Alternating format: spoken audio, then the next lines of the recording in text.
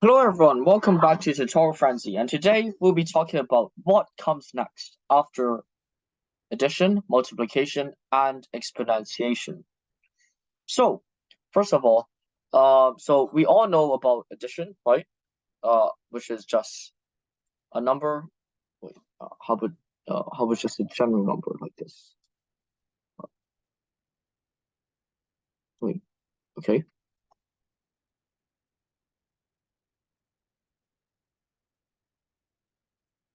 So just any number such as 1 plus 1. That's addition, right? Okay. And then what we have next, we have multiplication. So let's put down addition here. After addition, what comes next? We usually learn multiplication. So multiplication is, for example, let's say something like 2 times 3. So 2 times 3, of course, equals to 6, right? But what it actually means, it equals to like 2 plus 2 plus 2, right? Like so, so it's basically just adding itself 3 times. And then here, and it's 6. What comes next? We have exponentiation, which, for example, it's 2 to the power of 3. So what this is, it's basically 2 times 2 times 2, which is 8. Okay, so what this is, so actually it is like 2 multiplied by itself, 3 times. But what comes after that? After exponentiation. So is there something after it, or is there not? So in fact, there actually is. So there is something equal to, so we can notice a pattern here, right? So 3 times here, 3 times of 3 here. So can we say that, can we do exponentiation 3 times like this? 2 to the power of 2 to the power of 2, which is 3 times of exponentiation. In fact, there is something like that, and it is something called tetration. Tetration. So we so 2 times 2 to the power of 2 to the power of 2. So how we denote this in mathematics, we denote it as like this. So 2, we write it like kind of like the exponent, but on the left side. So 2 tetrated to the 3. Okay. So what this means, this basically just means this, right? 2 to the power of 2 to the power of 2. So we have 3 times of exponentiation. So what this is called, like this. So there, it's like 3 times, right? 2 to the power of 2 to the power of 2. So we call this the height of the function. Okay, so in this case, 2 tetrated to the third time, it's called, this is the height. And 2, just like exponentiation, we have 2 as the base here. And of course, tetration doesn't work only for 2. It works for like any other number as well. So for example, like 4 to the tetrated to 3, like this. But before we move on, let's talk about other ways to represent tetration. So as I've said just now, tetration can be represented in this form, kind of like in left exponent form. So this is called the Ruddy-Rucker notation. So in fact, there are many other notations which are used. However, there are two which are the most common most common. So firstly, we have the Ruddy-Rucker notation, no S, and the other one is what's called nuts up arrow notation. So it's looks something like this. It's like this, A, and then we use 2 arrows and pointing upwards and then in. So this is basically the same as this one. It's just different ways of representing tetration. Now let's clear all drawings for more space. And okay. So you might think about like just like for example like traditional exponentiation, we have two square root. So we have like we have kind of like an inverse of this, right? So 2 square root equals to 4. And we have the square root. So the square root of 4, it's just we can write it like this, right? And we're just taking the 2 out because it's the square root of 4, it's just 2. So the radical sign, which is this, is basically just the inverse of the exponentiation, right? Like this one, this part, exponentiation. So is there something like that for tetration? In fact, there is. So we can say that there are two types. So just like for exponentiation, we have just the root, the nth root, and also the logarithm, like this. So what this means, in case you don't know, it's just log. What this means, this thing here means 2 to the what power equals to 8. So 2 to the third power equals to 8, right? So 2 to the what power equals to 8, so it's 3. So generally, it's just this. So log a to power of b, log ab equals to x. Well, what this means, it's basically saying we're trying to find what a to the what power equals to b. So a to the what power equals to b. So it basically just finds like what power does a become b. Okay. So is there something like that for tetration? In fact, there is. So stuff like for exponentiation, there are roots and logarithms, but however, we call these for tetration super roots, quite a nice name, right? And super logarithm. Okay, so firstly, let's talk about super root. It's a bit like the exponentiation one. So if we have something y to the tetrated to n equals to x, then y is a nth superroot of x. So okay, so this might seem like a pretty vague, right? So let's give an example. For example, 2, okay, let's say 3 tetrated to 3 here. What this okay, maybe a better example like this. 4 tetrated to 3, what this means is 4 to the power 4 to the power 4, like 3 times, right? And then so what this means, so what is the superroot? So in this case, 4 corresponds to y, n corresponds to 3, and 4 corresponds to x. So what the superroot means, it's basically, so in this case, the superroot is 4. Why is this? Because we're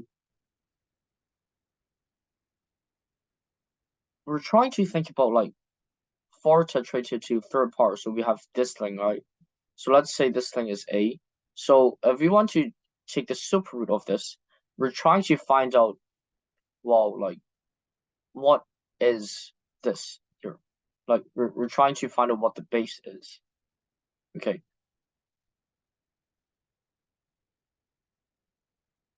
Okay, so we can represent this the superroot in like something similar to radical signs, but a bit different at the same time.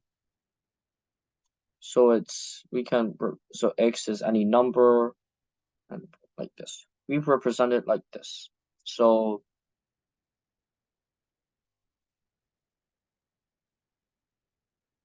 x would be in this case 4. Wait no. X would be like the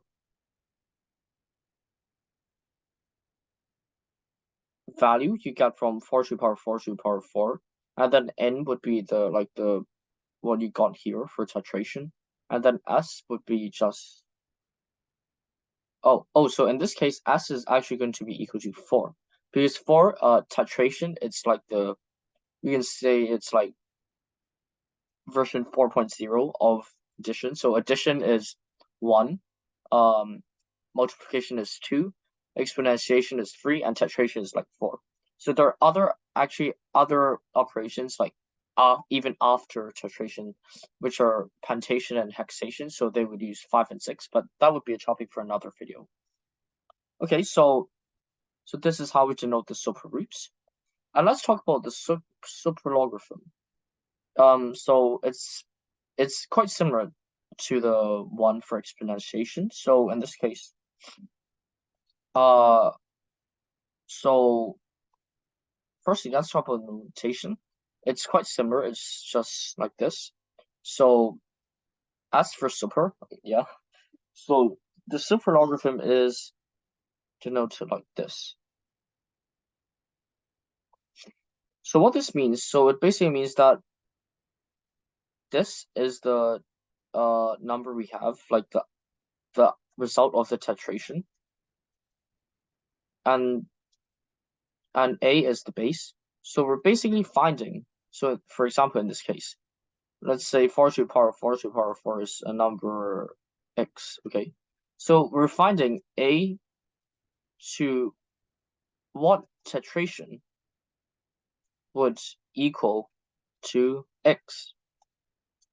So in this case, A would be 4.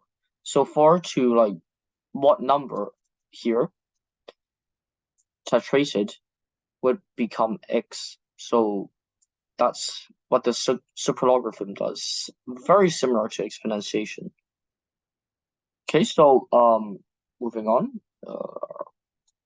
Screw this up. Okay, so actually, in fact, tetration is much more powerful than you might think.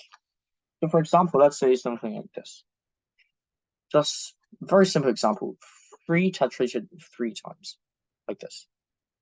So what this means, as we all know, is 3 to the power of 3 to the power of 3. But so how we calculate tetration? We work from the top down, from the top down.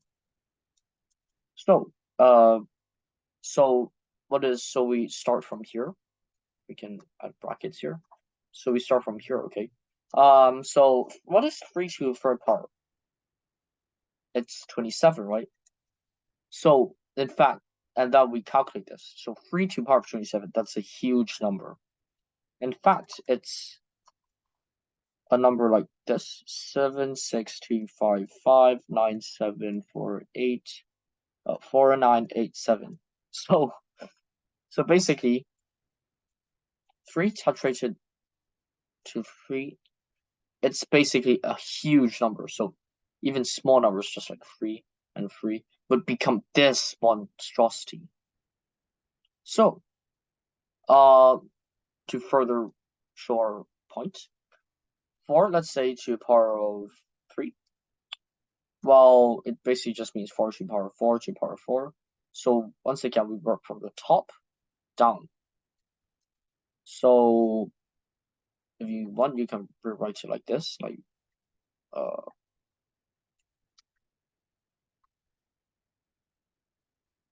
sorry, okay, so 4 to the 4th power.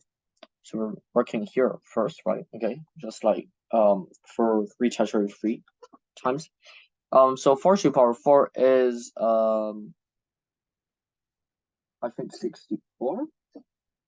Oh wait, no, sorry. It's 256. So think about how big this number is. It's 4 times 4 times 4 times 4 times 4, and we're doing this for 256 times. Imagine how big is that number. So it is clear that tetration can be used to represent like huge numbers, even with very simple notation like this, 3 and 3. So imagine how big like numbers would be, like just like 1000 tetrated to 1000 times is so big. And okay, now after that, let me add something else. So moving on from just now, so we've talked about like how tetration can be used to represent like huge numbers with even with very small numbers. So in fact, tetration has other special properties. So for example, a famous example would be like this: root two tetrated to the infinity times. So what this means is just root two, to power of root two, to power of root two, to power of root two, to power of root two, and dot dot dot, and then to infinity and beyond. So what this equals to, it actually converges to. So it basically equals to 2. That's quite amazing, isn't it? So maybe we can write it maybe more formally like this. It might look a bit less strange. So the other notation, the newts up arrow notation. So it actually equals to 2. So think about this. Root 2 is an irrational number. So a rational number to the power of a rational number. So in fact, it equals to a rational number 2. So that's quite amazing, isn't it? So tetration, it's a very special operator. So it's very, well, it's very unique, and it's really nothing like we've ever seen before. Unlike, it's not like addition, multiplication, or exponentiation. So I think that tetration is really a fascinating topic. So, well, that's all for today. I hope you guys learned a bit more about what tetration is and like how fascinating it is. So thanks for watching. Goodbye. Oh, and remember to subscribe to Tutorial Frenzy. Thanks. Goodbye.